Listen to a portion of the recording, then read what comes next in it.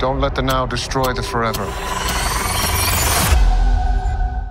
Mégalopolis. C'était l'un des films les plus attendus du dernier festival de Cannes. On avait tous une envie folle d'aimer ce nouveau projet pharaonique du réalisateur d'Apocalypse Now et du Parrain. Le maestro Francis Ford Coppola ne laisse jamais indifférent. Il subjugue, envoûte, il exaspère aussi parfois, c'est le cas ici.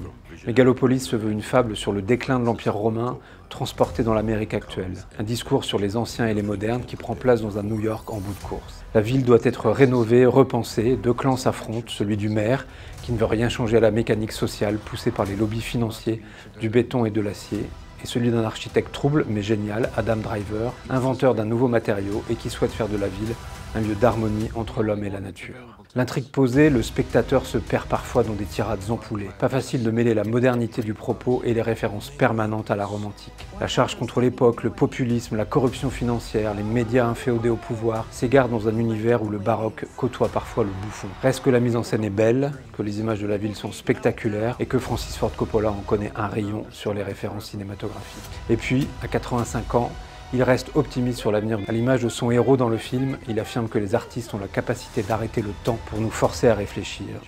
Et rien que pour ça, ça vaut le déplacement. Yippee!